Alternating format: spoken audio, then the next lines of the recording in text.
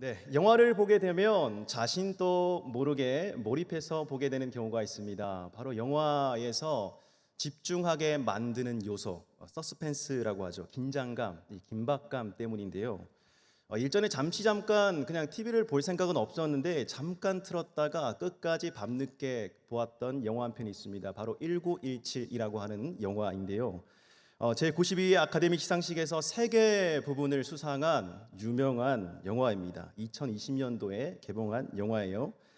세계 1차 대전을 배경으로 하고 있습니다. 영국군과 독일군의 치열한 전투 상황을 그리는데 독일군이 갑자기 퇴각을 합니다. 후퇴를 합니다. 영국군이 이 기세를 몰아서 독일군을 치려고 하는데 이것이 독일군이 파놓은 함정이었다는 사실을 깨닫게 됩니다. 이 사실을 영국군에게 전해야 되겠죠. 그런데 모든 무전을 독일군이 다 끊어버렸습니다. 그래서 결국은 사람이 가야만 했는데 그때 영국 군대 본부에서 스코필드와 블레이크라는 병사, 사진 보시겠습니까? 이 두 병사입니다. 이 두 병사에게 너희가 직접 그 적진에 가서 그 소식을 전해라. 공격 중지 명령을 전하도록 해라. 8시간 안에 공격 중지 명령을 전해야 한다. 그래야지 약 1,700명이 되는 그 사람들의 목숨을 살릴 수 있다. 그 명령을 받아들고 정말 숨막히는 그 전쟁터로 달려가는 그 상황을 이 영화는 그리고 있습니다. 그들이 지나가는 그 모든 상황은 정말 긴장할 수밖에 없는 상황이에요. 독일군들이 언제 그들을 공격할지 모르는 상황. 지뢰가 터지기도 합니다. 갑자기 비행기가 나타나서 폭격을 하기도 해요. 빗발치는 총알 세례에도 그들은 간신히 목숨을 구합니다. 또한 그들이 가는 길에 곤경에 처한 사람들도 많이 있었어요. 전쟁 나면 그렇잖아요. 주변에 도움을 필요로 하는 사람들이 많습니다. 좀 도와달라고. 그리고 심지어 다쳤던 독일군까지도 도움을 요청하는데 그들은 그 다친 사람들을 돌아볼 여력이 없습니다. 왜요? 본인 목숨 구하기도 너무나 긴장되는 상황이기 때문에 결국 그 명령을 받아둔 두 병사 중에 블레이크라는 사람이 죽고요. 스코필드라는 병사 혼자 살아남아서 그 명령을 전하게 됩니다. 사진 띄워주시겠습니까? 이렇게 긴박하게요. 혼자 남아서 정말 필사적으로 뛰어서 그 명령을 전달하게 되죠. 이 작품을 만든 감독 샘 멘데스는 이 두 병사의 여정이 오늘을 살아가는 우리의 인생과도 같다라고 이렇게 이야기를 합니다. 참 절박하죠. 긴장감이 넘칩니다. 언제 어디서 무슨 일을 당하게 될지 몰라요. 또한 무언가를 이루기 위해 필사적으로 달려가야 합니다. 시간 안에 그 목적을 달성해야만 해요. 어느 곳에서도 자비를 찾아볼 수 없는 곳, 그것이 바로 오늘 저와 여러분들이 살아가는 이 세상이 아닐까 싶습니다. 저는 이 영화를 보면서 제가 오랫동안 사역을 해왔던 청소년 부서의 아이들을 떠올리게 되었습니다. 청소년기의 아이들 어떻습니까? 중학생 3년, 고등학생 3년, 6년간의 정해진 시간이 있죠. 이 정해진 시간 안에 태평천하스럽게 그냥 평온하게 지낼 수 있습니까? 아니요. 이 6년 안에 입시라는 그 목표를 뚫어내야 됩니다. 그것을 달성해내야 합니다. 소위 세상이 말하는 좋은 대학, 그 기준에 부합하는 데까지 올라가야 합니다. 도중에 가다가 지친 아이들도 있고 힘들어서 주저앉아서 도와달라고 외치는 아이들도 있지만 우리 아이들은 자기 혼자, 자기 하나 건사하기도 힘든 몸이기에 그렇게 앞을 보고 달려갑니다. 근데 여러분 그거 아십니까? 해마다 OECD 국가 중에 어린이 청소년 행복도를 조사합니다. 얼마나 행복한가? 22개국 중에 항상 우리나라가 최하위라는 사실을 알고 계셨습니까? 아이들이 행복하지 않다라고 말해요. 그리고 청소년 중 3명 중에 1명은 상시적인 충동을 느끼는데 어떤 충동이냐면 자살 충동입니다. 왜 자살 충동을 느끼냐라고 물어봤더니 학업 스트레스 때문이랍니다. 학업 스트레스 때문에 낮아진 자존감, 성적이 낮으니까 자존감도 낮아지는 거예요. 그리고 아무것도 할 수 없을 거라는 그냥 자신감마저 바닥나버린 그러한 상황이라고 합니다. 사랑하는 성도 여러분, 우리 청소년들에게 어떻게 격려를 해 주십니까? 그냥 그때만 잘 견디면 된다. 너 때는 다 그래. 나 때는 더 심했어. 이렇게 얘기하고 지나가실 겁니까? 아프니까 청춘이다. 이렇게 이야기하고 그냥 지나가실 겁니까? 아니요. 위로가 잘 되지 않는 것 같습니다. 우리 이 자리에 계신 어른분들도 잘 알고 계시죠? 인생이 그냥 그 고비 하나만 넘기면 끝이 아니라는 사실을. 인생이라는 것은 계속 산 넘고 산 넘어가는 과정이라는 것을. 어른이 되어서도 장성해서도 우리의 꿈이 무엇인지 모르는 사람들이 많지 않습니까? 그리고 행복을 찾아서 떠나는 사람들이 많지 않습니까? 이러한 것들을 볼 때 오늘을 살아가는 우리 청소년들에게 어떻게 이야기해 주시겠습니까? 오늘 말씀은 이 세상의 모습을 작게 축소시켜 놓은 듯한 한 이스라엘의 작은 연못으로 우리를 초청하고 있습니다. 바로 베데스다 연못입니다.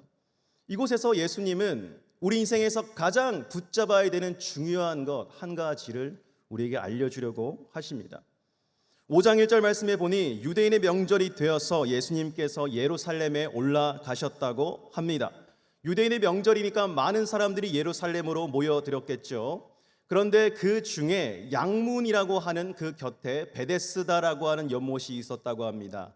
양문이라고 하는 곳은 예루살렘 성의 여러 문 중에 하나인데 대제사장들이 제사를 지낼 때 그 제물로 바칠 그 양을 통과시키는 문이었다고 해요. 그 양을 통과시켜서 베데스다 연못에서 깨끗하게 정결하게 씻었다고 합니다. 여러분이 베데스다 연못은 그야말로 정결하게 하는 연못이었던 거예요. 그런데 이 베데스다 연못의 정확한 뜻을 보면요, 벳이라고 하는 집, 그 다음에 헷세드라고 하는 자비, 바로 자비의 집, 정확히 말하면 자비의 연못을 의미합니다. 많은 사람들이 이 자비의 연못에 몰려들었어요. 왜냐하면 그 연못이 주는 신령한 느낌, 그리고 거룩한 느낌, 그것을 받고자 함이었습니다. 사진 한 장 띄워주시겠습니까? 바로 이것이 베데스다 연못의 터라고 합니다. 이 지점이요. 이 자비로운 연못에 많은 사람들이 모였다고 하는데 특별히 어떤 사람들이 모였는지 한번 보시겠습니까? 우리 3절 말씀 같이 읽어보겠습니다. 시작. 그 안에 많은 병자, 맹인, 다리 저는 사람, 혈기 마른 사람들이 누워 물의 움직임을 기다리니. 어떤 사람이요? 병자, 맹인, 다리 저는 사람, 혈기 마른 사람, 모두 불치병에 걸린 사람들이에요. 원해서 이 병을 얻었겠습니까? 원치 않는데 이 병을 얻었던 거예요. 절망 가운데 매일같이 신음하던 사람들, 불치병을 치료해보기 위해서 백방으로 노력을 했었겠죠. 그럼에도 번번이 실패했던 사람들. 여러분, 이 상황들을 보면 우리 인생에 또한 우리 힘으로 해결하지 못하는 부분들이 많다는 것을 우리는 깨닫게 됩니다. 잘 되는 것 같다가도 안 돼요. 막혀요. 이 불치병이라는 것을 바라볼 때 우리의 인생에는 한계가 있음을 명확히 바라볼 수 있습니다. 수년간 인생의 진리를 알기 위해서 돌을 닦는 사람들이 있죠. 과연 인생이란 무엇인가? 라고 계속해서 산에 들어가서 어떤 자연에서 돌을 닦는 사람들, 그 사람들이 내리는 결론은 결국에는 이것이에요. 모든 것은 여러분 안에 있습니다. 모든 것이 우리 안에 있다는 결론으로 거의 다 도달을 하더라고요. 그 말인즉슨 가만히 분석해보면 어떤 말이냐? 모든 것의 책임은 바로 너 자신이다라는 말입니다. 그러기에 너 마음을 잘 다스려야 되고, 너가 평온하기 위해선 노력을 해야 되고, 무언가를 붙잡아야 된다, 이렇게 계속해서 이야기를 하는 거예요. 그런데 이 자리에 나와 있는 저와 여러분들은 그게 아니라는 것을 잘 알고 있습니다. 인생을 잘 살아가기 위해서 과연 무엇을 붙잡아야 될까? 이 베데스다 연못에 나온 사람들, 많은 병자들, 불치병에 걸린 사람들, 이 사람들이 여기에 나온 이유 중에 하나, 또 한 가지가 있습니다. 바로 이 연못에 얽힌 전설적인 이야기요.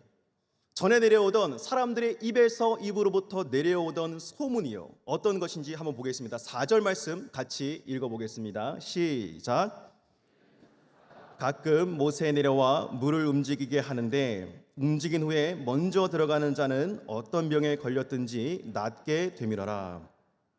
가끔 천사가 연못에 내려와서 물이 막 동한답니다. 그런데 그때 먼저 들어가는 자가 병이 낫게 된다. 소문이에요. 이것을 명확하게 본 사람이 없습니다. 전부 다 긴가민가한 상황 가운데서 어쩌면 뜬 소문에 가까운 소리입니다. 여러분, 사람의 입에서 입으로 내려오는 그 소문의 특징은 무엇인지 아십니까? 바로 우리의 생각보다 과장된다는 말입니다. 그리고 사람들의 마음이 담겨 있기 때문에 거짓과 탐욕이 그 안에 들어갈 수밖에 없습니다. 이 베데스다 연못에 대한 기록을 고대 문헌에 한번 살펴보았더니 그곳은 간헐천이라고 합니다. 그러니까 온천이요. 그 물이 가끔씩 끌어올라가지고 그 물이 치솟을 때가 있다라고 합니다. 근데 그 안에 각종 좋은 성분들이 많이 들어 있었겠죠. 혹은 피부병에 걸린 사람들이 나음을 입었는지도 모르겠습니다. 그리고 어떤 병에 걸린 사람들이 그 안에서 좀 괜찮아졌는지도 모릅니다. 그런데 지금 불치병에 걸린 환자들이 수년간 그 인생에 처리하지 못한 그 인생의 아픔들을 안고 이곳에 몰려들었음을 볼 때에 그 베데스다 연못은 분명 과장된 것이 틀림없습니다. 사람의 입에서 입으로 전해 내려오면서 포장된 것이지요. 그리고 더 비극적인 건 뭔지 아십니까? 이 베데스다 연못, 이곳에는 사람이 만든 법칙이 존재했다는 것입니다. 천사가 내려와 물을 동하게 할 때 모두가 차례로 천천히 들어가면 다 고침을 받는 것이 아니라 어떻게 해요? 먼저 들어가는 사람만 고침을 받았다. 여러분, 안 그래도 불치병으로 힘들고 어렵고 아픈데 그냥 절망적인 상황 가운데서 매일같이 살아가는 이러한 사람들에게 먼저 들어가는 사람이 낫게 된다니요. 더 아프고 더 힘든 상황으로 몰아넣는 것 아니겠습니까? 여러분, 우리가 살아가는 이 세상이 그러합니다. 실제로 자비가 있는 듯한데 자비가 없어요. 가만히 들여다보면 자비가 없습니다. 공평한 것 같은데 공평하지 않아요. 왜냐? 사람들이 모인 곳에는 다 각자의 이익만을 주장할 뿐이거든요. 그러면서 공평한 척 하는 거예요. 자기의 어떤 이익을 위해서 공동체를 만들고 힘을 쏟는 것이 사람들입니다. 약자를 돌볼 수가 없어요. 특별히 여러분, 이러한 세상을 살아가는 우리 어린이와 청소년들을 볼 때 참 가슴이 아픕니다. 세상은 이렇게 말하죠. 어떤 대학에 들어가면, 어떤 직장에 들어가면, 어떠한 인생을 살아가면 이 정도쯤이면 정말 괜찮은 인생이라고 이미 기준을 정해놓고 거기에 등급을 나눠서 차례대로 줄을 세웁니다. 아이들은 이러한 상황 속에서 도대체 어떻게 살아가야 하는 것입니까? 요즘 유튜브를 보면요, 부모님들이 자녀 교육에 참 관심이 많으세요. 그래서 그 사이트에도 여러 가지 자녀 양육에 필요한 그런 비결들이 많이 나와 있어요. 그냥 마음만 먹으면 이 유튜브를 통해서 자녀 양육에 대한 전문적인 지식까지 그냥 쉽게 받아들일 수 있는 시대가 되었다고 하는 것입니다. 근데 여러분, 참 많은 전문가들이 이렇게 이야기하는 것을 저도 많이 들어보았습니다. 근데 그 중에서 정말 와닿는 조언 한 가지가 있었는데 무엇이냐면, 자녀를 잘 키우기 위해서는 이웃집 아주머니의 말을 조심하세요. 저는 이 말이 가장 마음에 와닿더라고요. 이웃집 아주머니가 가장 큰 적이라고, 그 말을 듣지 말라고, 그 모임에 가서 귀를 막으라고 합니다. 여러분, 우리 학부모님들 모이시면 정상적인 말, 아주 건설적인 말, 이런 말들 별로 나오는 것을 보지 못했습니다. 그냥 이것 좋다, 저것 좋다, 어디서 들은 말들, 그리고 이거 해보니까 정말 좋더라, 카더라, 이런 말들 참 많이 하죠. 아니, 우리 아이들도 이 인생길을 가기가 너무 힘든 상황에 우리 부모님들조차 이 말 듣다가 저 말 듣다가 갈팡질팡하는 것이 오늘날의 교육의 현실입니다. 여러분, 그런데 오늘 뒤이어지는 그 말씀에 보면 예수님께서 우리로 하여금 집중하게 하는 사건 하나가 있습니다. 예수님이 어떤 한 사람에게 집중하시는데 많은 병자들 중에 38년 된 안진뱅이 한 사람에게 집중하십니다. 계속 베데스다 연못에 나와서 낫기만을 간절히 바랬던 사람, 먼저 들어가지 못해서 그 실패의 좌절의 쓴맛을 매일마다 보아야 했던 한 사람, 그 사람에게 찾아가서 예수님은 이렇게 말씀하셨습니다. 우리 6절 말씀 함께 읽어보겠습니다. 시작. 우린 줄 아시고 이르시되 내가 낫고자 하느냐. 이렇게 물으셨어요. 내가 낫고자 하느냐? 아니, 아픈 사람에게, 38년 동안 걷지 못한 사람에게 내가 낫고자 하느냐? 여러분, 당연한 말 아니겠습니까? 그런데 여러분, 내가 낫고자 하는 그 말 속에는 어떤 말이 들어있냐면 어떻게라는 말이 들어있어요. 내가 어떻게 낫고자 하느냐? 근데 여러분, 이 38년 동안 안진뱅이였던 이 사람이 7절 말씀에 보면 이런 말을 해요. 병자가 대답하되 주여, 물이 움직일 때에 나를 못에 넣어주는 사람이 없어 내가 가는 동안에 다른 사람이 먼저 내려가나이다. 예수님, 이 못에 들어가면 낫는다고 하는데 그거 제가 믿고 있어요. 100% 믿고 있어요. 그런데 이 못에 넣어주는 사람이 없어서 내 병이 낫지 않고 있습니다. 지금 뭐라고 얘기하는 것입니까? 아니, 예수님 앞에 놓고 자신이 38년 동안 고수해왔던 그 세상적인 방법과 믿음을 지금 예수님 앞에 내려놓고 있는 것이에요.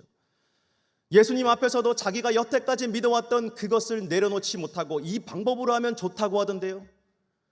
이렇게 하면 될 것 같은데도 예수님 이 방향으로 힘 좀 써주세요, 이렇게 이야기하고 있는 것입니다. 근데 여러분, 이 안진뱅이가 그 물에 들어간다면 낫는다는 100% 보장이 있습니까? 물에 들어가면 100% 낫습니까? 몰라요. 불확실합니다. 세상의 소문은 그래요. 과장됐고 불확실합니다. 그런데 거기에 인생을 걸고 살았던 만약에 물에 들어갔다가 낫지 않게 된다면 어떤 일이 벌어지게 될까요? 허탈함에 그 마음을 가누지 못했을 것입니다. 그런 안진뱅이에게 예수님은 힘있게 그리고 명확하게 명령하듯이 말씀하십니다. 우리 8절 말씀 함께 읽어보겠습니다. 시작. 예수께서 이르시되 일어나 내 자리를 들고 걸어가라 하시니. 일어나 내 자리를 들고 걸어가라 명령합니다. 예수님께서 명령하고 계십니다. 어떤 권위에 의해서요? 하나님의 권위에 의해서. 그러자 그 사람이 어떻게 됐다고요? 곧 나아서 그 자리를 들고 일어나 걸어갔다라고 합니다. 이것은 그냥 약한 힘이 아니에요. 그냥 강력하게 명령하니 그대로 이루어졌다라는 사실입니다. 사랑하는 성도 여러분, 우리는 언제나 하나님 앞에 기도하면서 또 하나님 앞에 예배하면서 항상 우리의 것을 내려놓지 못합니다. 세상에서 우리들이 고수해왔던 그 방식, 생각, 고정관념, 그거 내려놓지 못하고 있습니다. 그렇죠. 여기 나와 계신 모든 부모님들, 우리 자녀가 누구보다도 잘 되길 원하실 것입니다. 누구보다도 우리 자녀가 성공하길 원하실 것이에요. 그게 다 부모의 마음입니다. 그런데 하나님 앞에 이 자녀를 놓고 이 자녀를 맡긴다고 하면서도 세상이 하는 방식 그대로 성공하길 원하는 것이 우리의 마음 아니었습니까?